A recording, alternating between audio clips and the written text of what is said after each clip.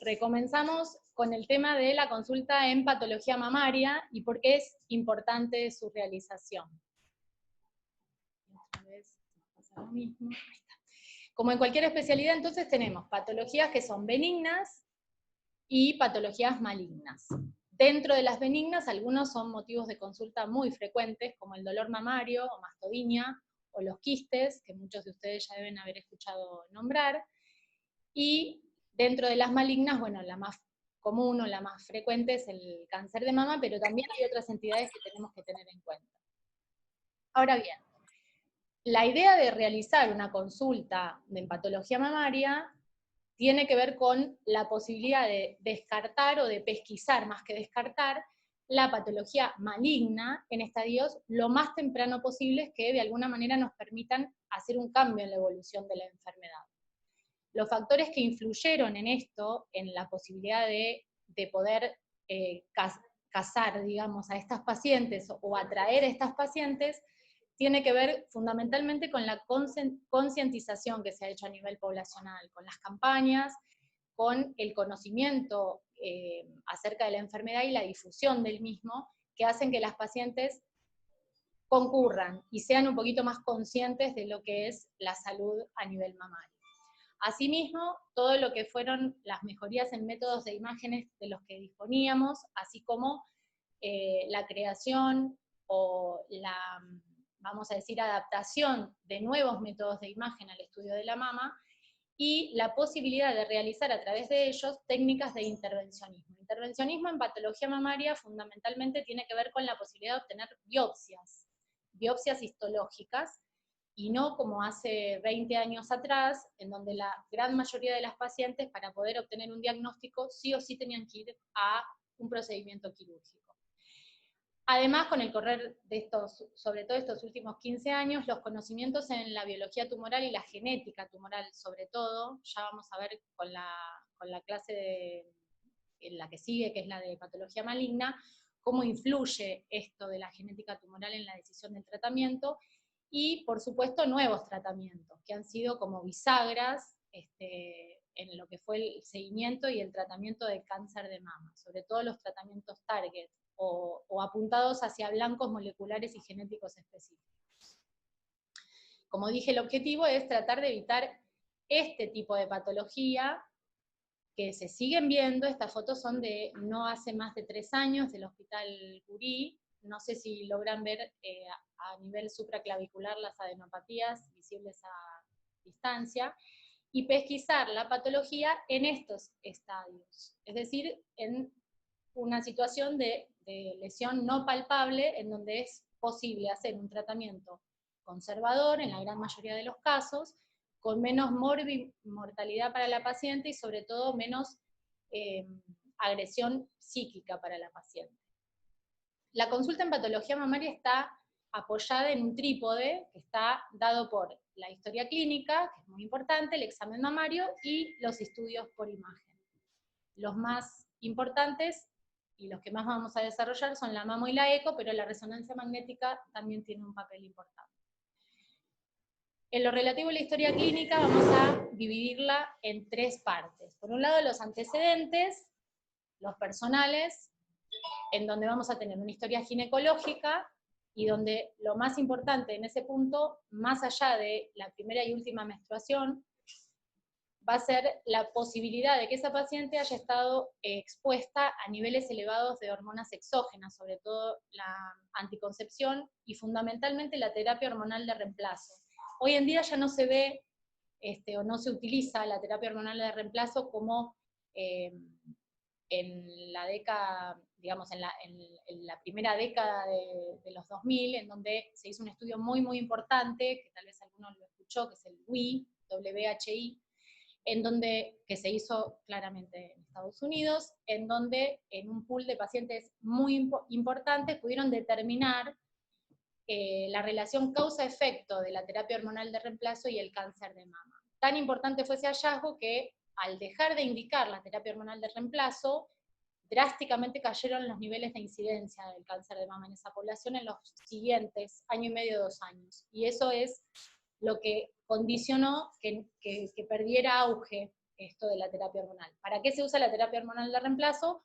Para disminuir los signos y los síntomas de lo que es la menopausia en la mujer, ¿sí? Por diversas situaciones que si quieren otro día analizamos.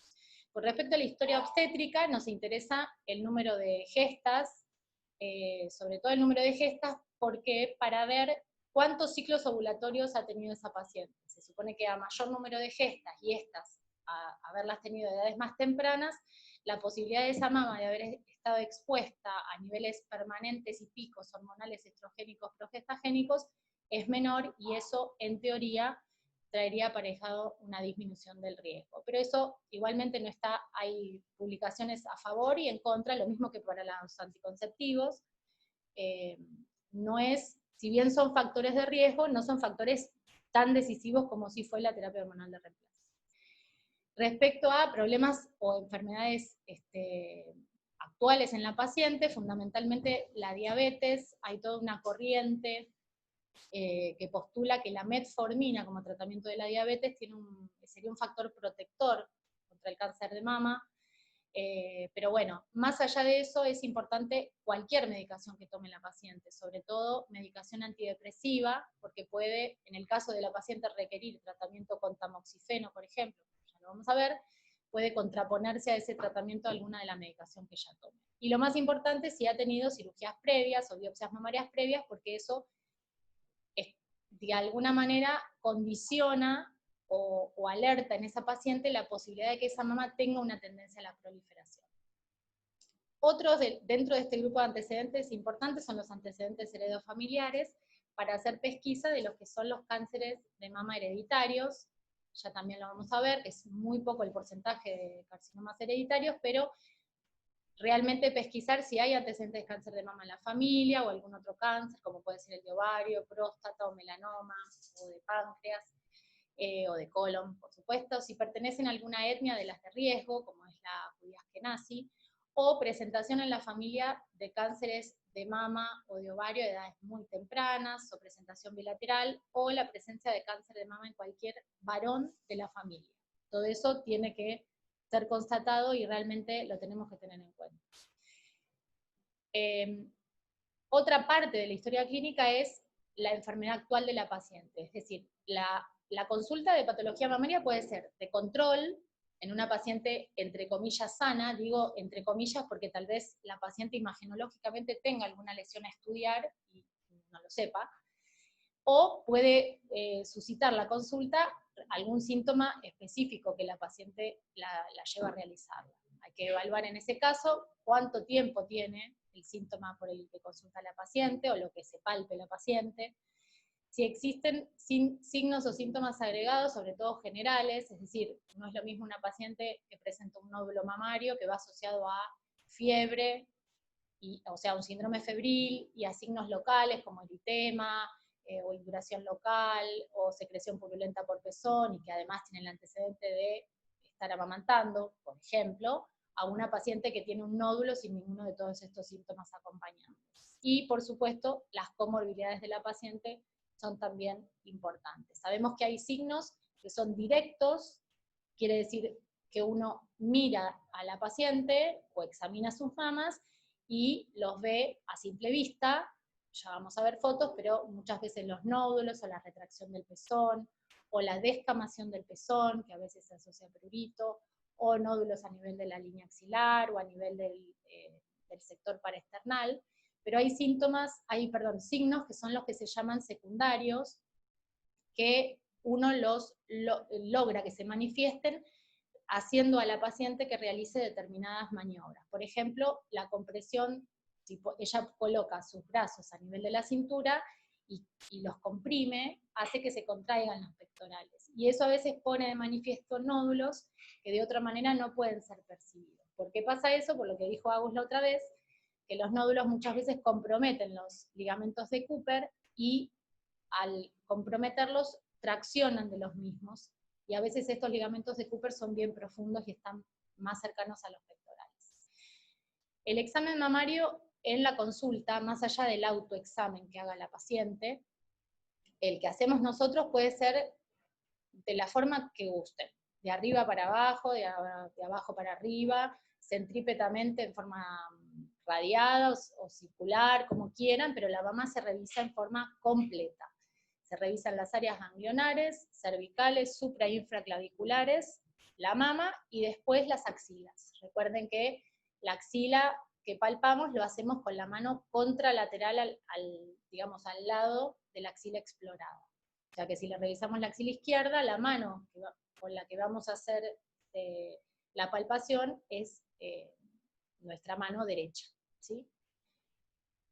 La evaluación, como dice ahí, de los signos directos e indirectos, que fueron los que vimos antes, y nunca olvidar el examen o la examinación del complejo areola-pezón. Esto es un signo indirecto que se hace con la maniobra esta de los brazos en jarra y la contracción de los pectorales. Fíjense cómo se pone de manifiesto en el cuadrante ínfero externo de mano izquierda una lesión que podría ser nodular, que no tiene otra característica. Esto, bueno, es un signo directo a simple vista. Esto fue una enfermedad de Paget, que fue seguida de una mastectomía.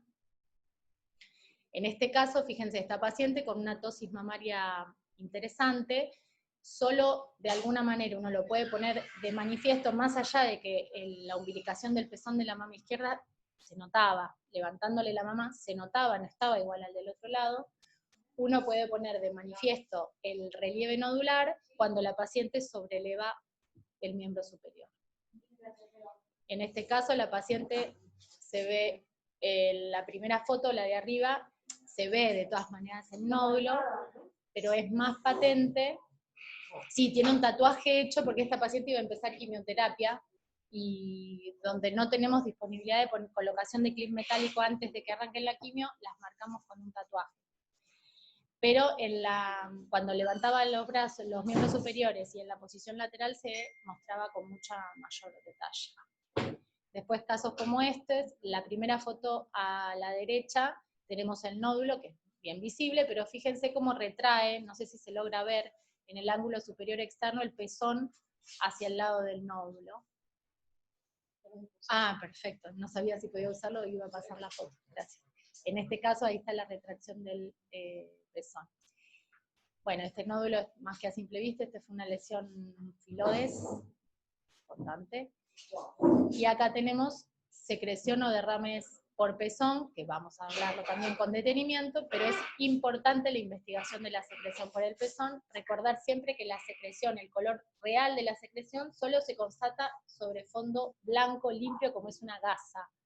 ¿Sí? No es que a simple vista me parece que esto es hemático y ya lo categorizo como hemático. Muchas veces esto lo ponemos en la gasa y es verde oscuro, no es una secreción que uno realmente tenga demasiado en cuenta.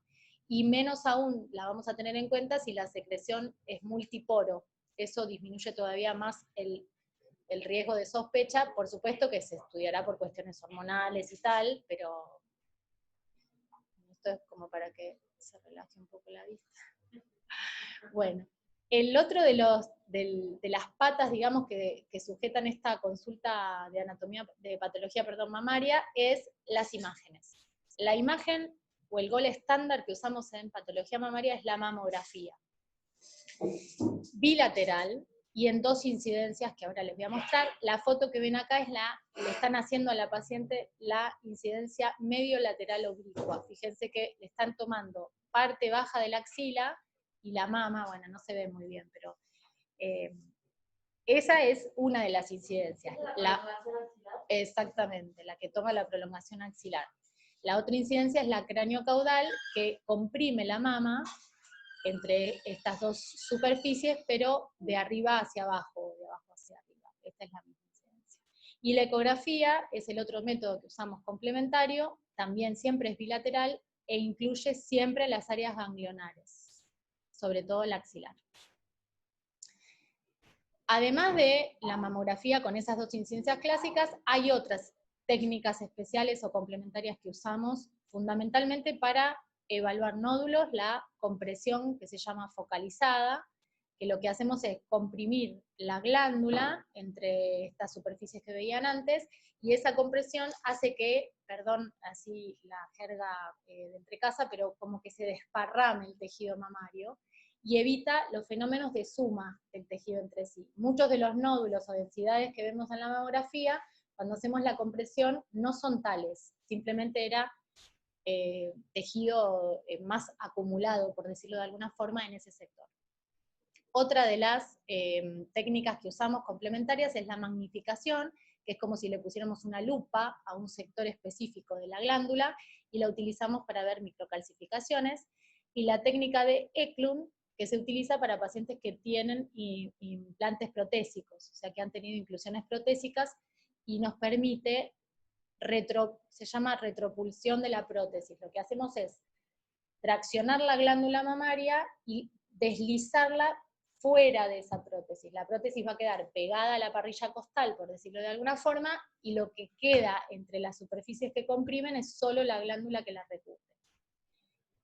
Otras de las técnicas que con el tiempo surgieron fue la tomosíntesis o mamografía 3D, tridimensional, que lo que hace es combinar la técnica mamográfica con lo que es la secuenciación multislide de la tomografía. Se utiliza más que nada para densidades y permite hacer cortes muy finos de la mama para poder evaluar con más detenimiento la morfología de nódulos o densidades, no de microcalcificaciones. Y el otro estudio que utilizamos muy frecuentemente, que a veces nos da más problemas que soluciones, debo decirlo, es la resonancia, que utiliza contraste. ¿En qué se basa la utilización del contraste de la reso? ¿Cuál es la ventaja del contraste? Que tiene varias ventajas con respecto a la mamografía, la resonancia, pero también desventajas. La ventaja más importante es que no utiliza radiación ionizante. Y la segunda es esta, que utiliza el contraste endovenoso, que permite de alguna manera evaluar las lesiones, no solamente en el carácter morfológico de las mismas, sino también en la cuestión metabólica, o más bien de neoangiogénesis. Ustedes saben que todas las lesiones, sobre todo las malignas, realizan fenómenos de neoangiogénesis y con características particulares, esos vasos nuevos que se generan, ¿sí? Eso es lo que evalúa la resonancia magnética y aumenta muchísimo la sensibilidad para la detección de lesiones. De hecho, no solamente aumenta la sensibilidad, sino también la especificidad, y tiene un valor predictivo negativo cercano, digo, al 100%. ¿Para qué nos sirve la resonancia? Nos sirve fundamentalmente cuando en la eco y la mamo no sacamos una conclusión real de la imagen que estamos viendo o encontrando. Pacientes de alto riesgo es alto riesgo familiar o genético, o sea, pacientes que tienen muchos antecedentes familiares o que hicieron la evaluación de los genes BRCA o de mutación de genes BRCA y presentan alguna de las mutaciones patogénicas. Esas pacientes son pasibles de control con resonancia magnética. También la utilizamos para evaluación de implantes, sobre todo para rupturas intracapsulares, y para definir la diferencia que hay entre recidivas de cáncer de mama y cicatriz. Esto es muy frecuente y la verdad que nos es de gran ayuda. El carcinoma oculto, que fue lo que escuchamos, Luciana presentó en la última clase, recuerden que era el que se expresa con una adenopatía axilar sin ninguna otra lesión en mama, que la resonancia en ese caso, en el 80% de los casos de carcinoma oculto, finalmente termina encontrando alguna lesión en la glándula mamaria, y también la usamos mucho en pacientes que van a hacer quimioterapia antes de la cirugía, que es lo que conocemos con el nombre de neoadjuvancia. La hacemos antes de iniciar la quimio y antes, o sea, cuando finaliza esa quimioterapia antes de la cirugía, para ver el grado de respuesta. Pero fundamentalmente la resonancia nos da algo que la mamografía no nos da, que es poder evaluar no solo las dos mamas al mismo tiempo, sino las regiones axilares conjuntamente con las mamas. Ahora bien, dijimos que el estudio patrón o el estudio estándar sigue siendo la mamografía. La mamografía data de estudios, a ver si puedo ir para adelante, perdón, estudios que no viene al caso que ustedes los conozcan, pero son estudios que se hicieron o empezaron a hacerse en la década del 70 en poblaciones europeas y estadounidenses, y lo que hicieron fue someter a la población a screenings programados, o sea, que no eran voluntarios, sino que a la población, obligatoriamente en determinado grupo etario o rango de edades, se comunicaban con las pacientes y les hacían hacer, o se hacían mamografía, en algunos casos usaban también la eco, pero esos estudios lo más importante que trajeron a colación es que redujeron la mortalidad por cáncer de mama en un porcentaje que no es poco, y que fue lo que cambió de alguna manera la concepción de realizar los screenings con mamografía. Nosotros a nivel Argentina, y creo que en pocos países lo tienen como masivo programado, tenemos lo que sería el screening o la pesquisa individual, es decir, es el screening oportunista voluntario de aquella paciente que concurre al médico y que en función de eso, si está sintomática, se realizan los estudios. De lo que yo les hablo, de los que sentaron las bases del seguimiento mamográfico, es un screening que no fue voluntario, sino que fue programado, ¿sí? En pacientes, claro, de grupos etarios de riesgo, claro. Nosotros también no lo hacemos en pacientes de riesgo solamente, pero dependemos de la voluntad que tiene el paciente de acercarse a la consulta. Por eso no hablamos de screening. Digo el 20-40%. Eso no, claro.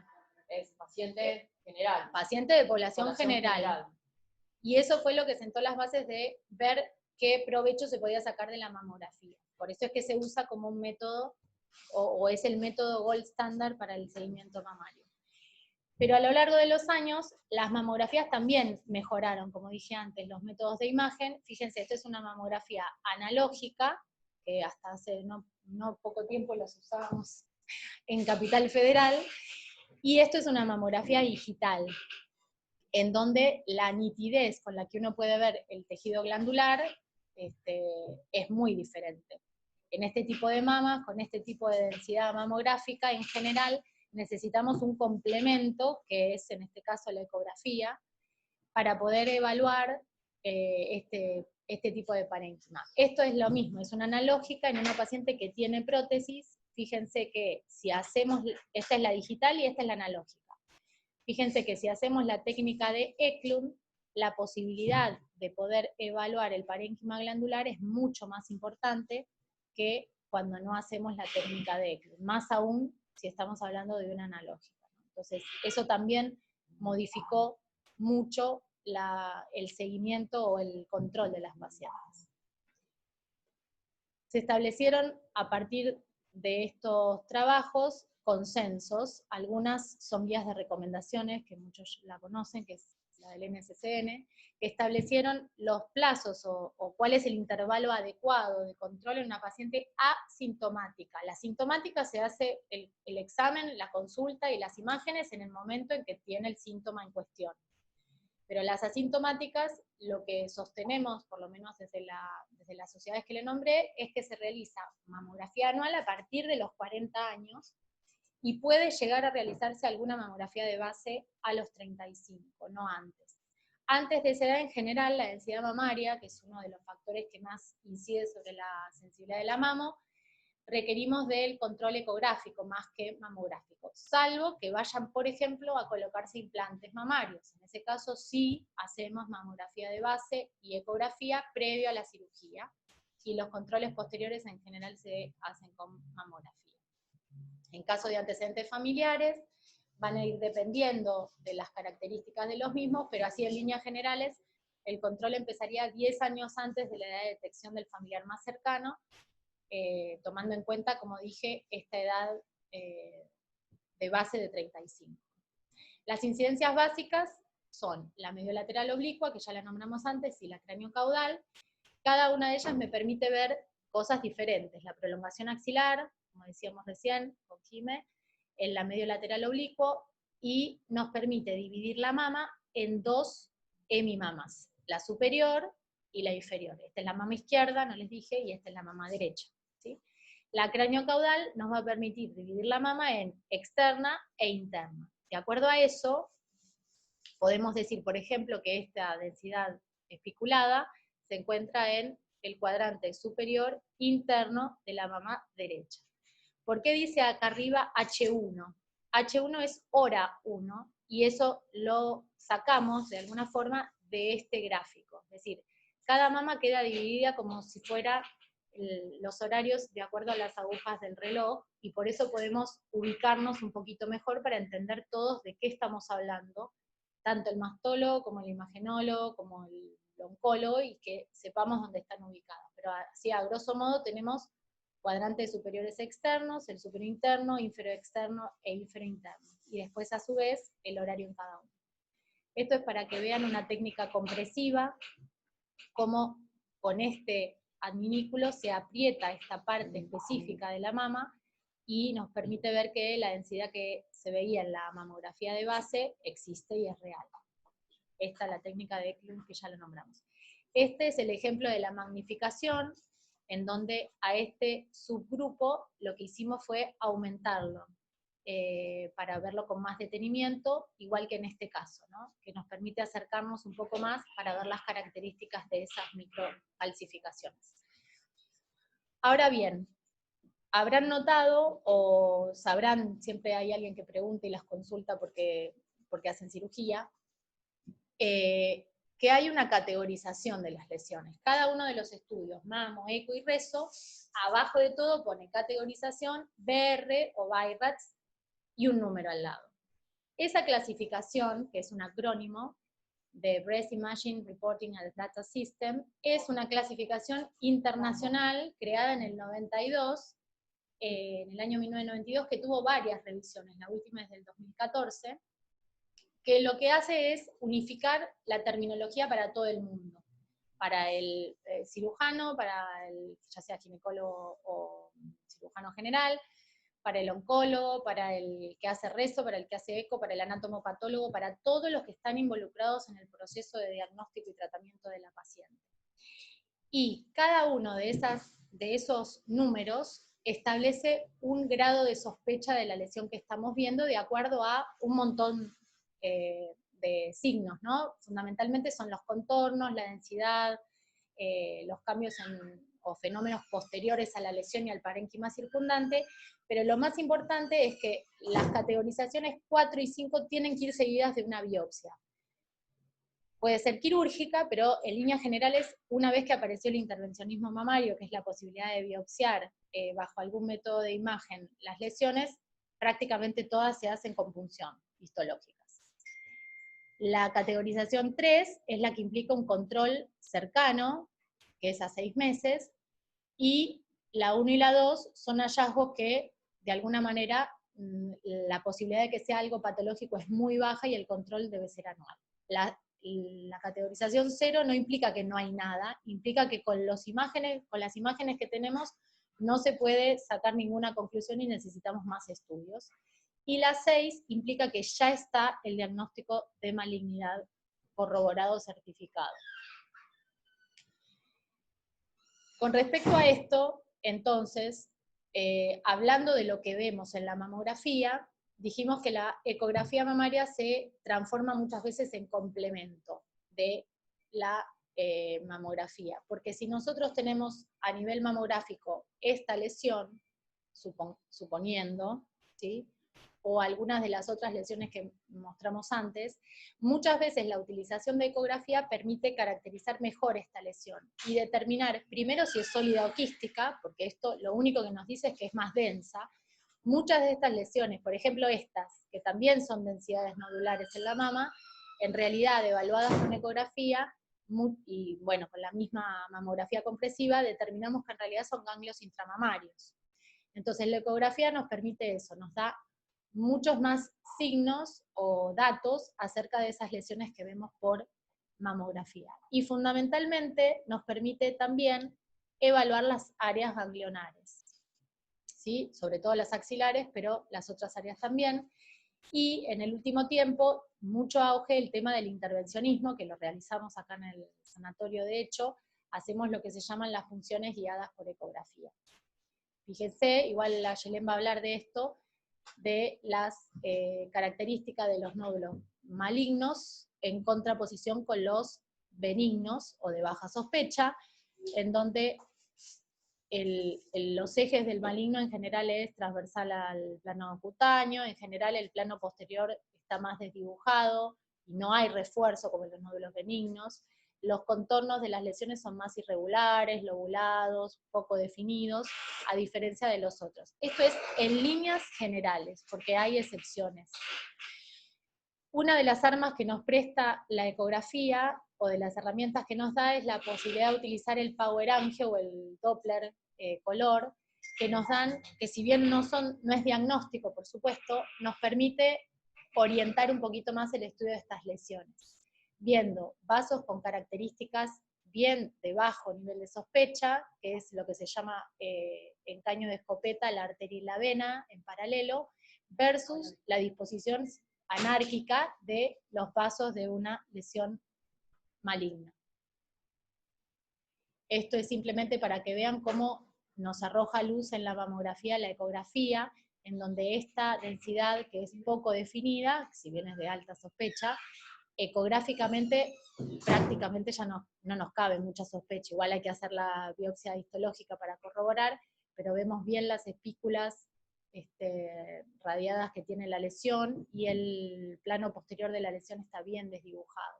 Este es otro ejemplo, no es la misma lesión, pero fíjense que por detrás no hay refuerzo, sino todo lo contrario. La ecografía, como dije, también se usa en las áreas ganglionares y sobre todo en la axilar, y como obviamente a todo hay que clasificarlo y ponerle número y nombre, crearon esta clasificación que es la de Bedi. Bedi es el que hizo las últimas modificaciones allá por el 2014, y que en realidad lo que evaluamos en las adenopatías no es solamente si está agrandada o no, es decir, si es una adenomegalia o no, sino lo que nos interesa evaluar es la morfología de esa adenopatía. ¿A qué le vamos a prestar atención? Aquellas adenopatías que tienen una cortical aumentada de grosor, o que tienen el hilio de la adenopatía excéntrico, bueno, en este caso como en herradura, o desaparición total del hilio, además de los datos que nos puede dar el Power Angio o el Doppler a nivel de la cortical con la disposición vascular a ese nivel. Una vez que tenemos entonces la lesión sospechosa, o la lesión en realidad a estudiar, tenemos que hacer una punción. La punción se puede realizar con aguja, tenemos punciones así a grosso modo, punciones percutáneas y y biopsias quirúrgicas. Dentro de las percutáneas podemos realizarlas o con aguja fina, que generalmente lo utilizamos en adenopatías como las que vimos del BEDI 3 para adelante, de la anterior clasificación, que tienen un buen rendimiento diagnóstico en patología mamaria, hasta un 80% en adenopatías de alta sospecha son positivas. Que se puede hacer por palpación, con aguja fina, por ejemplo, si palpamos algún quiste, y ese quiste es sintomático, la evacuación se puede hacer mediante punción con aguja fina, y por supuesto, la guía de estas agujas finas también puede ser ecográfica. Y la que más usamos es la punción con aguja gruesa, porque es la que nos permite obtener tejido, y no solo tener diagnóstico, sino también poder evaluar elementos como son los famosos receptores hormonales, y bueno, ya vamos a hablar de eso, que condicionan y guían un poquito el tratamiento. También puede ser bajo guía ecográfica, en lesiones que palpamos por supuesto, y bajo estereotaxia, que es cuando se hace guiada por mamografía.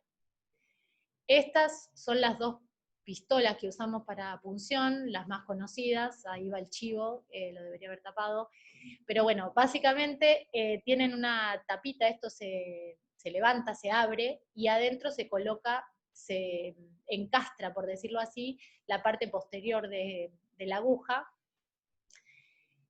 Esta es la misma aguja, pero en vez de ser automática, como es la de estas pistolas, es semiautomática, y la accionamos con el pulgar, o sea, se sujeta con el índice y el dedo mayor de esta mano, se posiciona en la región anterior al nódulo que uno quiere estudiar, y se dispara con el pulgar de la misma mano que está manejando la aguja.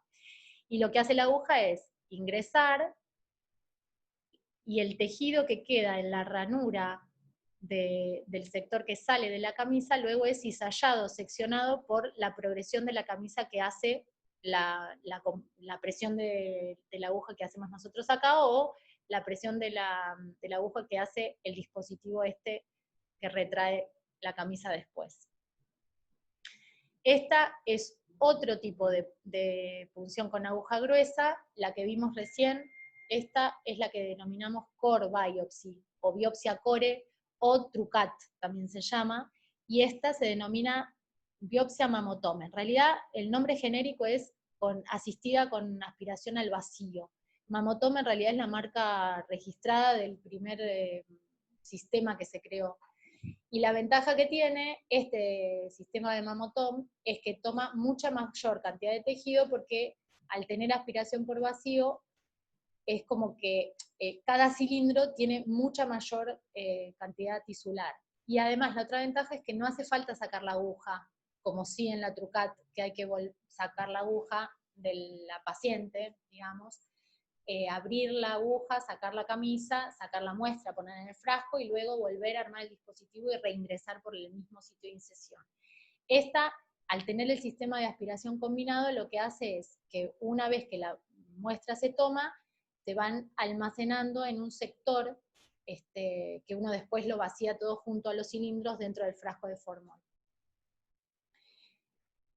Distintos tipos de gauge, no viene al caso, pero bueno, sepan que hay distintas dimensiones de agujas para punción percutánea. Las que estamos utilizando nosotros los jueves, por lo pronto, son las de 14 gauge, y las que utiliza el sistema Mamotome suele ser de 11 gauge. Y fíjense el gramaje tisular que logran extraer, ¿no?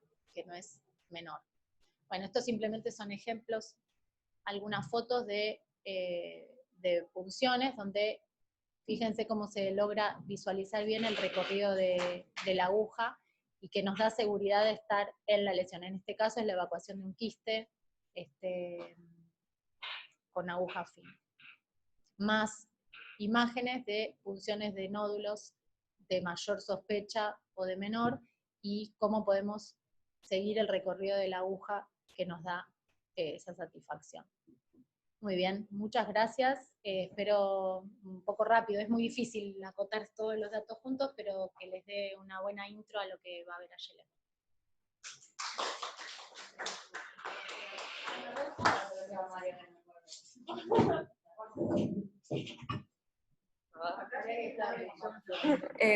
Comparto mi pantalla.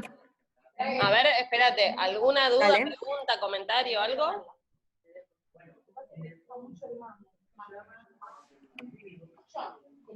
A ver.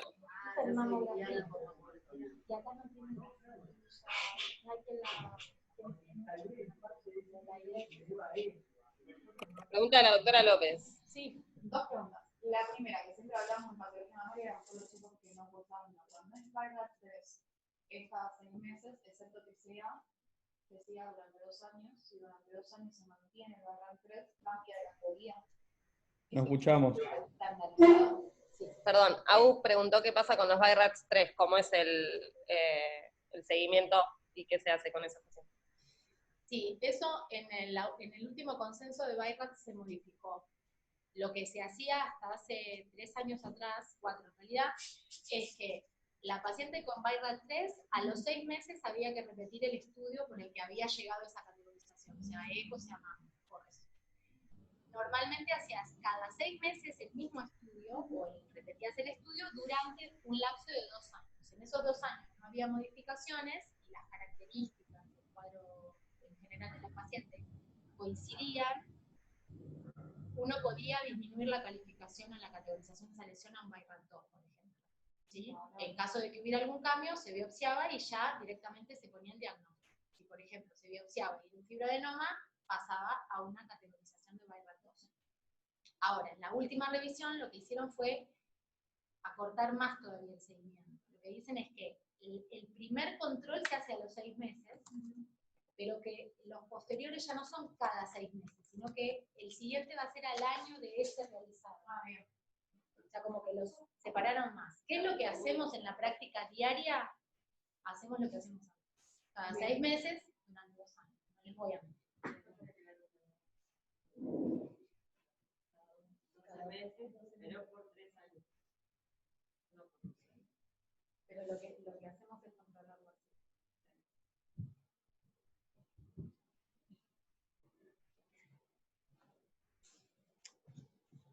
A ver, ¿dónde está Casani?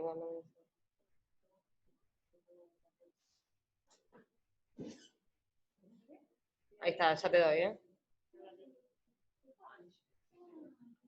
Listo, ahí deberías poder oír.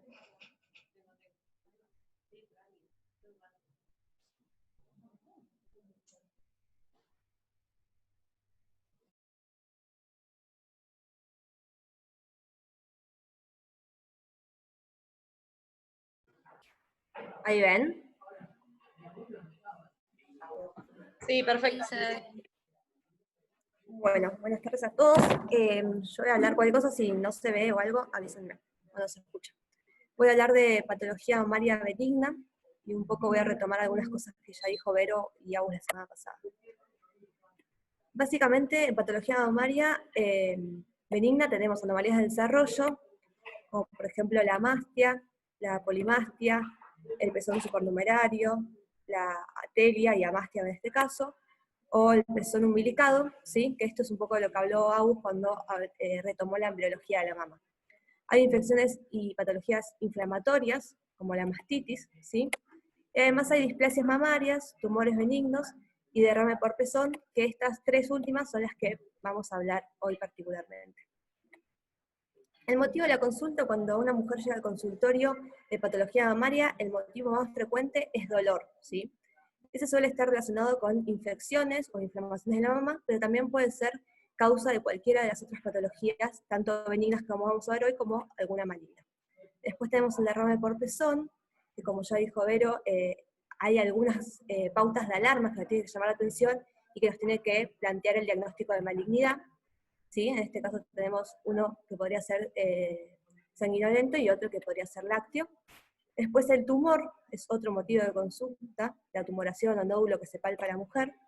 Y también puede pasar que en algún control imagenológico de rutina, la paciente se encuentra con una imagen nueva que le genera alguna duda y por eso concurre a nosotros.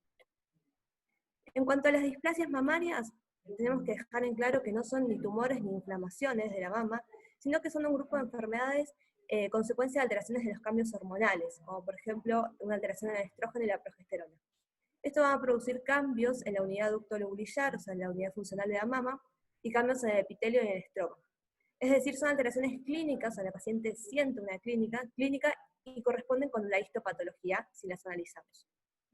Se van a clasificar en cíclicas o en selectivas.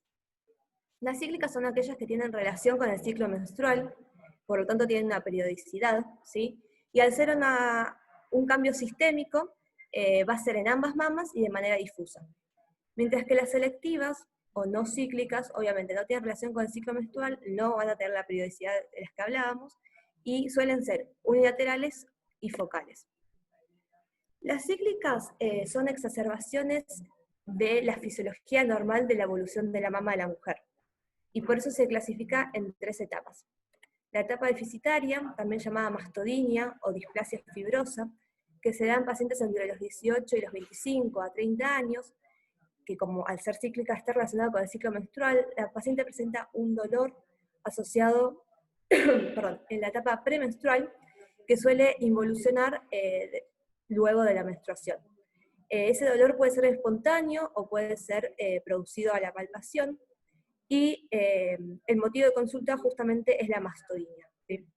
En la etapa hiperplásica, que corresponde a pacientes entre los 25 y los 45 años, también llamada adenosis o displasia fibroepitelial, también hay presencia de dolor, pero en este caso el dolor es menor, y también va a estar relacionado con el ciclo menstrual, por lo tanto va a ser antes al ciclo menstrual. En esta etapa la mama empieza a presentar algunas nodulaciones, algunos nódulos, que pueden ser de distintos tamaños, pueden ser del mismo tamaño, eso es independiente, y a veces hay nódulos de mayor tamaño que llaman la atención.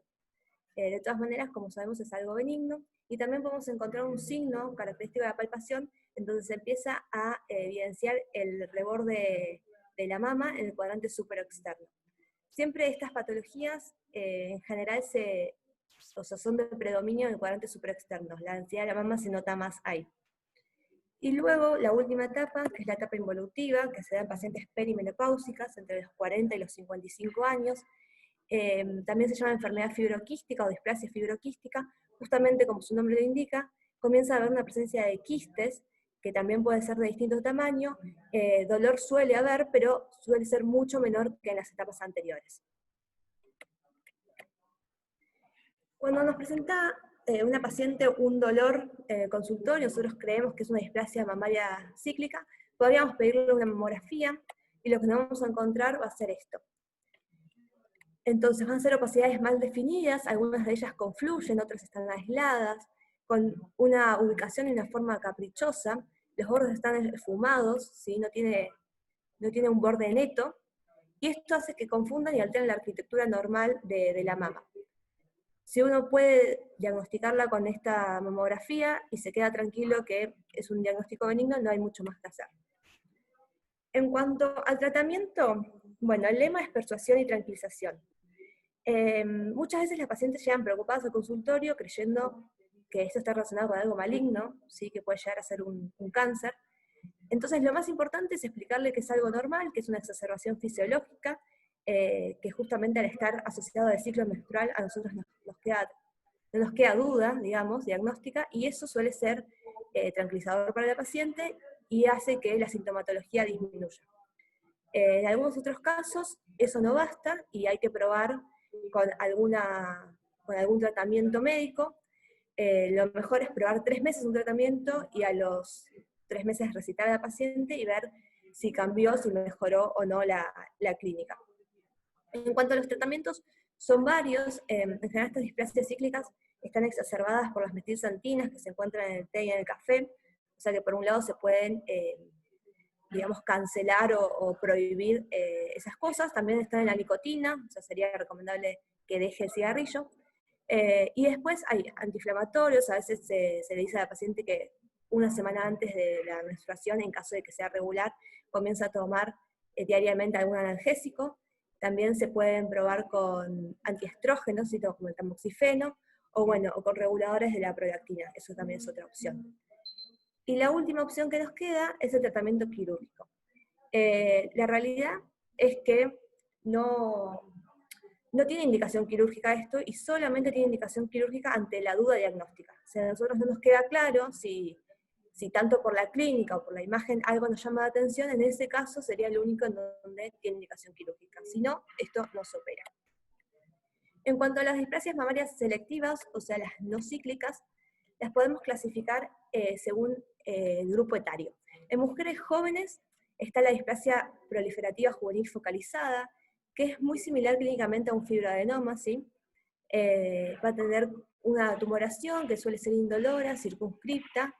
Nosotros lo resecamos pensando que es un fibroadenoma y la anatomía patológica nos encontramos con esto. No tiene mayor entidad, sigue siendo algo de patología benigna. Después está la hipertrofia virginal, que se da en mujeres jóvenes relacionada a las primeras menstruaciones, en donde se da un aumento exacerbado de las mamas, puede ser unilateral o bilateral, como en este caso. Esto sí tiene tratamiento quirúrgico porque el tratamiento médico no suele responder de forma correcta, pero lo mejor es operarlas una vez que la mama está estabilizada. Porque si se opera en edades muy jóvenes, a los 12 años, podemos modificar el desarrollo del botón mamario, y eso podría hacer que no crezca la mama como debería, o por otro lado, a veces se han probado técnicas en donde se reseca parte del botón mamario y se deja el resto como para que crezca, pero a veces se produce otra vez esta hipertrofia virginal y por lo tanto deben ser operadas nuevamente. O sea que la indicación sería, una vez finalizado el crecimiento mamario, alrededor de los 18 a 22 años, cuando ya está estabilizada la mama, recién ahí operarla. Las jóvenes o principio de edad media pueden presentar fibroadenomas, es lo más frecuente, y el fibroadenoma es la displasia mamaria selectiva más frecuente de todas, así que esta es la que vamos a hablar en un ratito.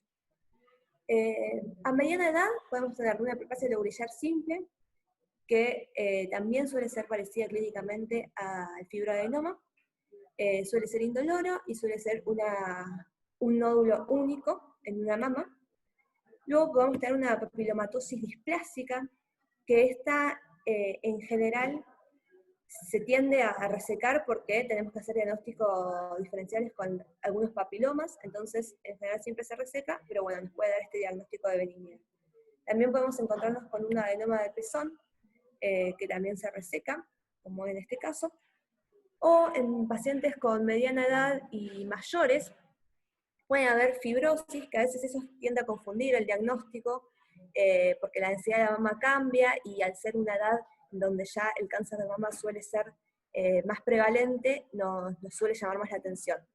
Y por último, la ectasia ductal, obviamente, que es la dilatación de los ductos, que también suele ser en edades mayores. Bueno, el otro motivo de consulta que dijimos eran los tumores benignos.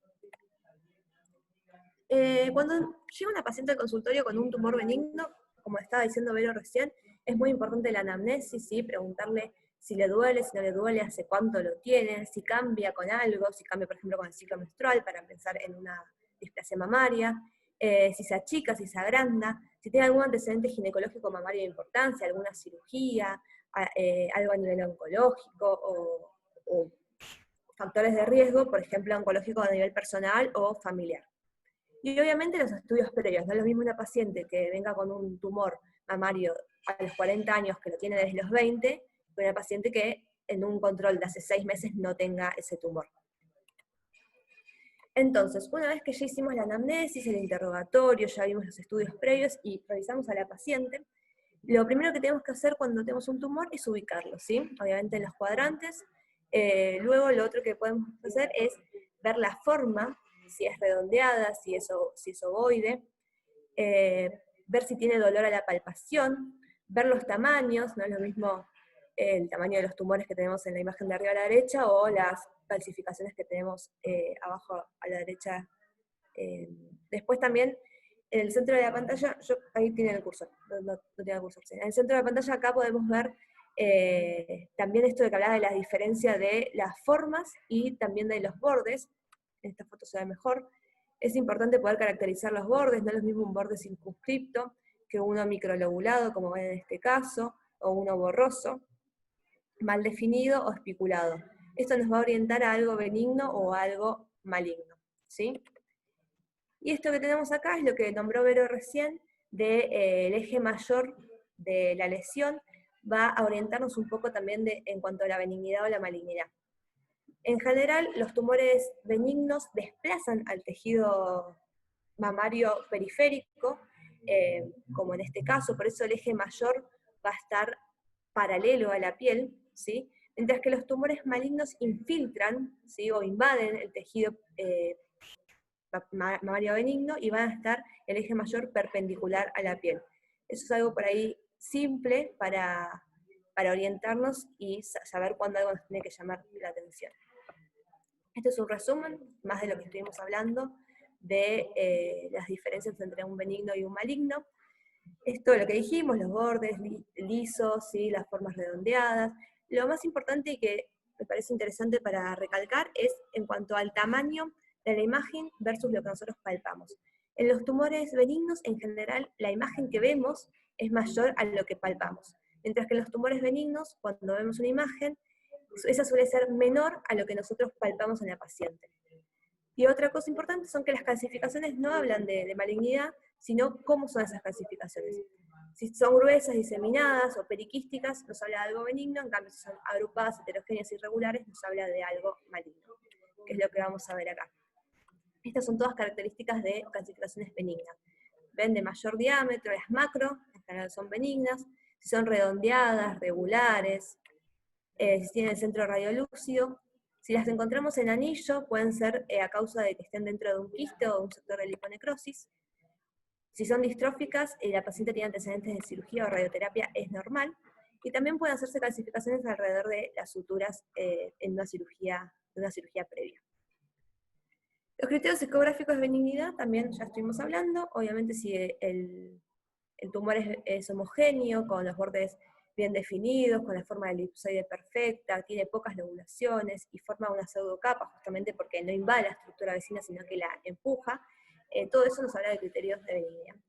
Y para ser benigno debe cumplir al menos 2 criterios y no debe presentar ningún criterio de malignidad, que van a ser obviamente los que estuvimos hablando antes. Entonces, los tumores benignos pueden ser quistes, que es lo que vamos a hablar ahora. Esto ya lo sabemos todos, básicamente en una ecografía los vamos a ver anecoicos, ¿sí? Por el contenido líquido. Van a ser esféricos, suelen ser menores a 4 centímetros, con una consistencia renitente. Tiene una superficie siempre lisa, con los bordes netos, y se moviliza con la glándula, ¿sí? Nosotros cuando palpamos ese quiste y lo movilizamos, se moviliza junto con la glándula. Puede o no tener dolor. Esto de la movilidad nos va a servir para diferenciarlo de fibroadenoma o de algo maligno.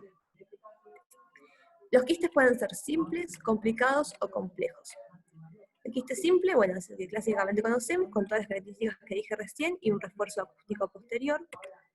Después, estas son más imágenes de quistes, con bordes bien netos, definidos, y acá está la micro. Los quistes complicados pueden darse por infecciones o por hemorragias. La hemorragia puede ser debido a una contusión o un traumatismo cerrado, puede producirse pospunción, por ejemplo. Hay una descamación de las células de la pared y se pueden ver células en suspensión, o también se pueden ver calcificaciones en la pared.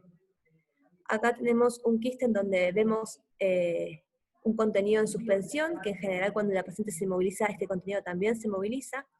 En esta imagen podemos ver un nivel, ¿sí? En donde tenemos la suspensión y el resto líquido, y acá podemos ver los vasos en la pared. Bien, recién hablamos del complicado, ahora vamos a hablar del quiste complejo. Quiste complejo lo define que tenga un componente sólido dentro del quiste, ¿sí? Puede ser un tumor intraquístico, necrosis tumoral, o tumores de muy baja conocibilidad, por ejemplo, el linfoma. Y estos se clasifican en 4 estadios. El 1, en donde tiene paredes gruesas, conceptos gruesos. El 2, en donde empieza a tener un polo sólido, ¿sí? El 3, donde empieza a tener un contenido sólido, que este es menor al 50%, y en el 4, el contenido sólido supera el 50%. Bueno, estas son más características de lo que hablamos de los quistes complejos, conceptos engrosados, y todo lo que dijimos recién. Lo importante de esto es que suelen clasificarse como VIRAD 4. Y nosotros, como dijo Vero recién en la clase, a los VIRAD 4 solemos hacerles una punción. El tema es que en los quistes complejos está contraindicada la punción, primero porque es difícil llegar a la parte sólida, que es lo que quisiéramos punzar, y por otro lado porque cuando lo hacemos, lo más probable es que también eliminemos el líquido alrededor. Y eso va a hacer que sea difícil detectarlo si necesitamos operarlo después de la paciente. Entonces, el quiste complejo tiene como indicación la biopsia radioquirúrgica, ¿sí? No la punción. Si vamos al tratamiento, si no es palpable, no tiene una ecografía que nos genere sospecha, no tiene ninguna sintomatología que nos llame atención, conducta expectante. Si la paciente presenta dolor, aumento del tamaño, o nosotros dudamos en la naturaleza quística de la palpación, le indicamos una punción. Si el quiste está infectado, obviamente vamos a hacer gran cultivo, antibiograma, todo lo que necesitamos para tratarlo con antibióticos. Si el quiste es complejo, como dije recién, biopsia radioquirúrgica. Y en cuanto a la resección del quiste, ¿cuándo vamos a operarlos? Cuando le hagamos una punción y el líquido que nos venga sea un líquido sanguinolento, eso tiene indicación quirúrgica. Si ese líquido lo mandamos a citología y genera sospecha también. Si la imagen no nos cierra, por más que queramos que sea un quiste, nos genera sospecha, también tiene indicación quirúrgica. Y aquel quiste que lo punzamos, recidiva, lo volvemos a punzar y recidiva, o sea, ante recidivas reiteradas, hay que operarlo. No hay un número exacto que defina cuántas veces recidiva para operarlo, pero bueno, hay que tener en cuenta eso. Todo quiste que recibe hay que pensar en tratamiento quirúrgico. Otro tumor que podemos encontrarnos, que dijimos que era el más frecuente de las displasias mamarias no cíclicas, o sea, selectivas, es el fibroadenoma. Que este tiene un componente epitelial y conjuntivo, como vemos acá. Las características van a ser similares al quiste, va a ser oval, de bordes bien definidos, bordes netos, la superficie va a ser lisa, consistencia duroelástico, en general son menores a 5 centímetros, no suelen generar dolor, y la movilidad es dentro de la glándula, que esto es lo que decía que nos va a servir para diferenciarlo de algo maligno o del quiste. Lo maligno por lo general está fijo a los tejidos, y el quiste, como dijimos recién, se mueve con la glándula mamaria. El fibroadenoma, si uno quisiera, lo tuviese en el cuadrante supraexterno y quisiera desplazarlo, lo podría desplazar hasta el sector retroareolar. Entonces tiene una gran movilidad. Como dijimos, se da en pacientes jóvenes. Suele ser infrecuente que sea bilateral o que sea múltiple, si eso se da en el menor de los 10, en menos del 10% de los casos. Y también es poco frecuente que tenga necrosis, infartos o calcificaciones, sí, pero es algo que puede ocurrir. Eso no tendría que llamarnos la atención. Acá tenemos un fibroadenoma con calcificaciones, y también puede ocurrir la transformación maligna, aunque también es muy infrecuente. El fibroadenoma juvenil gigante se da en pacientes jóvenes, alrededor de los 15 años, y tiene la característica de deformar la mama, ¿sí? Miden más de 15 centímetros esos fibroadenomas. Entonces nos llega al consultorio una paciente con la mama así, como la vemos. Esto sí tiene indicación, obviamente, de resección, básicamente porque el diagnóstico diferencial puede ser tumor filodes o cáncer, así que básicamente, o también la hipertrofia virginal. Por eso sí o sí tenemos que operarlos. Después podemos hacer una mamografía para el diagnóstico y podemos ver que tiene un óvulo redondeado, ovoide, que la obosidad es homogénea, con límites netos, pero a veces el diagnóstico es dificultoso justamente porque se da en pacientes jóvenes y estas tienen las mamas muy densas, entonces es difícil diferenciar la tumoración de la densidad normal de la mama. También puede tener un halo claro de seguridad o macrocalcificaciones que se llaman en popcorn, como vamos a ver después. A nivel de la ecografía, va a verse muy similar al quiste, pero en vez de verse anecoico por contenido líquido, se va a ver hipoecoico. En general también los mismos, los bordes lisos y de forma ovalada. Pero tenemos que tener en cuenta que pueden haber otras presentaciones, no tan lindas como estas, digamos, donde empieza a haber alguna heterogeneidad o alguna calcificación en popcorn, como vimos recién, ¿sí? Entonces, tenemos que saber que puede presentarse así un fibroadenoma, que esto obviamente nos va a llamar la atención, pero no deja de ser un fibroadenoma. El tratamiento va a ser quirúrgico o expectante, ¿sí? Y para eso vamos a tener en cuenta un poco la sintomatología de la paciente y las imágenes. ¿Cuándo vamos a punzarlo? Cuando es paciente perimenopáusica y de reciente aparición, ya que como dijimos se da en general en pacientes más jóvenes, entonces esto nos tiene que llamar la atención. Cuando experimenta cambios, si tenemos un fibroadenoma que lo venimos siguiendo y de repente en una imagen o en la clínica la paciente experimenta cambios, eso tiene indicación de punción. Por otro lado, cuando la mujer tiene deseo de embarazo, debido justamente básicamente al cambio hormonal que puede tener, cuando la paciente tiene un fibroadenoma y va a ser imposible el seguimiento, también podemos punzarlos para quedarnos tranquilos y descartar algo oncológico. Si la paciente así lo desea, o si tiene antecedentes de cáncer, tanto personales como familiares, siempre es bueno estudiarlo. Cuando tiene un VIRAT 4 o un VIRAT 5 por imagen, obviamente también se va a punzar. ¿Y cuándo se operaría? Básicamente cuando tiene un crecimiento rápido. Puede ser porque creemos el diagnóstico diferencial con el tumor filodes, entonces al no estar seguros podríamos operarlos. Por otro lado, antes podríamos hacerles una punción, ya que si nosotros creemos en un filodes, como la resección quirúrgica tiene que ser con un margen superior, sería bueno que cuando lo operamos ya tengamos ese diagnóstico de filodes. El tamaño también tiene criterio para operarlo.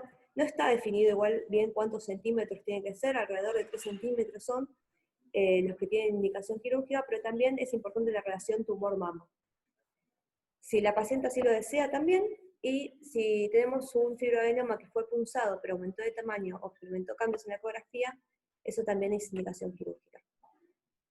Esto es un resumen de lo que estuvimos hablando hasta ahora, las características del fibroadenoma, del quiste y del carcinoma. Básicamente, lo que les dije antes, la diferencia va a estar con la movilidad, para diferenciarlos del fibroadenoma del quiste, el resto es muy parecido. Acá tenemos las imágenes donde se ve muy parecido. Y el carcinoma se va a diferenciar en muchos aspectos, en la forma que va a ser irregular, en los bordes que van a ser difusos, y en que justamente va a ser fijo a la glándula mamaria, no va a tener esa movilidad que hablamos. Bueno, seguimos con el tumor filodes. Esta es una neoplasia fibroepitelial, se puede clasificar en borderline, en benigno, borderline y maligno. En general se dan pacientes entre los 30 y los 60 años. y es un nódulo indoloro, muy similar al inicio con un fibroadenoma, pero lo que nos llama la atención es que en la consulta la paciente refiere que apareció de pronto o que comenzó a crecer de golpe. Al examen físico, la piel por encima del tumor va a estar tensa, adelgazada, con venas varicosas, y a veces también puede presentarse necrosis o úlceras, como vemos en este caso. Y en general no van a adenopatías a menos que estén ulcerados o infectados. Bien, en cuanto al diagnóstico, la eco lo vamos a hacer similar al fibroadenoma, y lo mejor es hacer una punción histológica antes que una punción de aguja fina. El tratamiento va a depender de la edad de la paciente, del tamaño tumoral y la relación del tumor con la mama, si se presenta por primera vez o si es una recidiva, y la agresividad histológica. Lo que es importante de esto es que hay que hacer siempre una resección con amplio margen, de 1 o 2 centímetros, y nunca la nucleación. En algunos casos, si la relación tumor-mama no es la ideal, la indicación es mastectomía, simple con o sin reconstrucción. Esto que les digo de la resección con amplio margen es realmente importante porque cuando no se hace con el margen que corresponde, hay recidivas. Y en general, cuando los tumores pilares reciban en un estadio de agresividad mayor. Es decir, si es un benigno, suelen recibir en un borderline, o un borderline puede recibir en un maligno. Entonces, esto es lo más importante para el tratamiento de la paciente. Bueno, y el último tema del que vamos a hablar hoy, y el último motivo de consulta que vamos a nombrar, el derrame por pezón. En general es una consulta que suele pasarnos en nuestra vida en el consultorio, y que en general alarma mucho a la paciente y la asusta. Sabemos que es la salida normal del líquido por los conductos galactóforos, pero hay muchas características que puede tener este derrame por pezón. Los clasificamos en sanguíneos, en no sanguíneos y en lácteos. Es importante en el consultorio, como decía Vero recién, asegurarnos que el sanguíneo realmente sea sanguíneo, ponerlo sobre un fondo blanco, porque básicamente que sea sanguíneo va a ser la indicación quirúrgica. Entonces tenemos que estar seguros de eso. Teniendo en cuenta lo que explicó Agus la semana pasada, cada lóbulo va a drenar a un conducto galactóforo, y esto va a eliminar o a tener el derrame por el poro. Entonces, cada poro corresponde a un lóbulo mamario. ¿Para qué nos sirve esto? Porque nosotros vamos a querer saber, en caso de que el derrame sea uniporo, dónde está la lesión que inicia o que genera este derrame. Y ahora vamos a verlo bien en el examen físico, cómo hacemos eso. En cuanto a las causas, tenemos parietales o extraparietales. Las parietales van a ser la micosis, la descamación, las infecciones o las proliferaciones epiteliales. Y las extraparietales son lo que tengan que ver con los vasos, con la glándula o con la invasión neoplásica. En cuanto al derrame por pezón, en el interrogatorio tenemos que preguntarle a la paciente si es de una mama, si es de las dos mamas, qué características le nota a ella, si lo ve salir por un poro o por varios poros. Eso es importante para orientarnos en benignidad o en malignidad. Y el examen físico se hace con la paciente acostada, siguiendo un orden fijado. Se comienza desde la hora 12, con una moderada presión del dedo índice hacia la areola y luego sobre ella, y en cada hora se intenta ver si tenemos el derrame por algún poro. También se puede hacer con una compresión bimanual, se apoya con una mano en toda la mama, y con la otra se hace el mismo trabajo con el dedo índice, y por último se hace el pinzamiento del pezón. El derrame que tenga la paciente lo vamos a poder clasificar según la citología en 4 tipos. El tipo D es el de indicación quirúrgica sí o sí, porque es sanguinolento. El tipo A no tiene hematíes, va a ser el seroso, el cristalino. El B en general está relacionado con algún proceso infeccioso, por eso va a ser espeso, cremoso, amarillento, también puede ser verdoso. Va a tener contenido de leucocitos o linfocitos. El tipo C va a ser cero sanguinolento. El C1 va a tener poca presencia de hematíes, y el C2 va a tener mayor cantidad de hematíes. Bien, una vez que tenemos al paciente con un derrame por pezón, podemos pensar en distintas cosas para clasificarlo y de esa manera orientarnos al diagnóstico. Si es bilateral, por lo general suele ser benigno. Bilateral y multiporo es la mejor circunstancia. Dentro de los diagnósticos diferenciales tenemos que pensar en cuestiones fisiológicas como la telarca, las displasias cíclicas, en general la segunda y tercera etapa de las displasias mamarias pueden tener algún derrame por pezón, la menopausia o la manipulación. Y algo patológico tenemos que pensar en un hiperprolactinoma, y en ese caso citar a la paciente con endocrinología. Bien, también puede ser unilateral y multiporo en el caso de las mastitis o las galactofolitis. Y estos van a ser los que sean nuestras señales de alarma, ¿sí? Nuestros puntos rojos, banderas rojas, que van a ser el derrame cerebrosanguinolento, el derrame sanguíneo, el unilateral y el uniporo, que se va a clasificar dentro de la clasificación que vimos recién, la C o la D. Se puede producir por ectasia ductal, por tumor papilar o por carcinoma. Entonces, para dividirlas asociadas o no asociadas al cáncer, lo que nosotros nos lleva a orientarnos a algo benigno va a ser las que sean citología A o B, bilateral, multiporo, lacto, acuoso o purulento, esta va a ser la B que hablamos de infecciones, y lo que nos haga pensar al cáncer va a ser la C o D, unilateral, uniporo, seroso, hemático o serohemático. Bien, en cuanto al diagnóstico, hay muchas técnicas, hay muchas cosas que puse acá, pero que la verdad que no se usan. La mamografía no nos es de gran ayuda, nos permite ver los conductos galactóforos. La ecografía suele ser mejor, de mayor sensibilidad. Podemos ver el conducto galactóforo y si hay algo dentro de él, nos permite verlo también. La galactografía, que esta está contraindicada en los que son multiporos o en las pacientes con el pezón umbilicado. Y en general, para poder apreciar bien una galactografía, deberíamos tener una mama lo más grasosa posible, tampoco se utiliza mucho. Después, si pensamos en una hiperprolactinoma, también podemos ver la placa de la silla turca, o bueno, una reso, ahora sería mejor. Podemos pedirle una tomografía a la paciente o una resonancia de mama, que eso se suele usar en las pacientes de alto riesgo también. Y por último, la ductoscopía, que la verdad que nunca vi que se use, pero bueno, me parece interesante. Lo que podemos ver por el conducto es un conducto normal, un conducto con atipía, un conducto con presencia del cáncer o de un papiloma. Y en cuanto al tratamiento, si pensamos que es benigno, obviamente vamos a orientarnos a eso, inhibidores de la prolactina, si es necesario, antibióticos, si está relacionado con alguna mastitis. Y el tratamiento quirúrgico va a ser la resección del conducto único o la resección completa de los conductos, en el caso del Urban 2. Y también se puede hacer una biopsia de la formación asociada.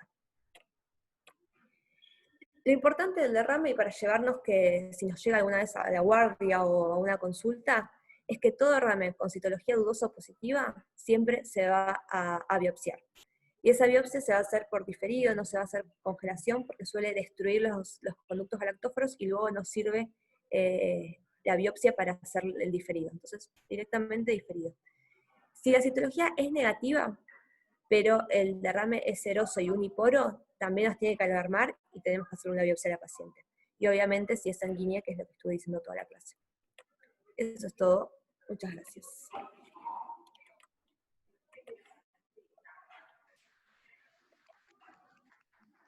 ¡Bravo, bravo! Buenísima, ya estuvo re clara la clase. Bueno, me alegro. Es medio feo dar clases desde el Zoom de tu casa, porque no los veo, pero bueno. Y aparte, viste, es como que no sabes si te están prestando, tipo, te están escuchando o no, si se cortó, es re feo. Exactamente. Ya dejé de compartir, no sé si sigo compartiendo. Avisa de diferencia porque estuvo 10 minutos hablando solo. Estaba por decirlo. Dejaste de compartir la foto de casi de la casa subida a la misma. Claro, exactamente, fue mi casi llegada a la NIN. Otra cosa, porque explican desde el conocimiento, ¿sí? Qué tierno, Facu, recordarlo. Bueno, en un momento que dije no, es porque Lucio se acercó a hablarme, y le dije no, para que se calle. No sé si se dieron cuenta. ¿Tienen Chicos. alguna duda o algo que quieran preguntar de las imágenes o de algo? Cuando habla de la citología Aye es el portaobjetos. Nosotros Sí, eso no lo dije.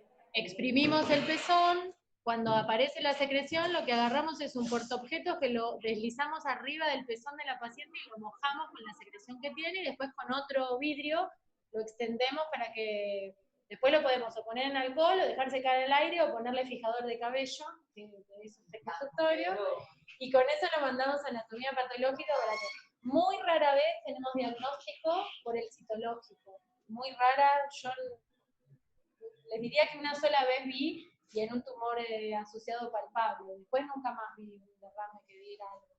Una vez lo vimos en el complejo, era esto del tumor, apretado, Y salía. dándole eso. Exacto. En esos casos, por ahí sí tenés más rendimiento. Pero si no es muy Claro, o difícil. sea, sabés dónde está el tumor y vos lo apretás y como que se exprime. Y después con respecto a lo que decía de los quistes complejos, es verdad que hay toda una discusión de pulsar o no pulsar, y la verdad es que con los métodos de imágenes, si los guiamos, tenemos mucha más factibilidad de solamente biopsiar el componente sólido del quiste, y la verdad es que cuando tienen un tamaño considerable, mayor al centímetro, tratamos de hacer la biopsia ecoguiada para tener diagnóstico antes de operar la paciente y prepararla, por ejemplo, para un centinela, si hiciera falta. Ah, buenísimo. Pero es cierto lo que vos decís, que muchos prefieren no punzar y directamente les ponen el lista quirúrgica. Bueno, chicas, muy buena la clase, Vero y Aye. Aye, nomás como para destacar que... ¿Se escucha? Sí, se escucha, Lu. Ah, bien. Que hay algunos tumores que se presentan con características de benignidad, que son los triple negativos, que se ven por ahí en los estudios de imágenes redondos, de bordes definidos, móviles, y bueno, son tumores muy agresivos. Entonces, bueno, siempre la clínica tiene que ser soberana. Una paciente que viene con 50 años, con un nódulo nuevo, por más que tenga características de benignidad, hay que estudiarlo. Eso solo, muy buena la clase.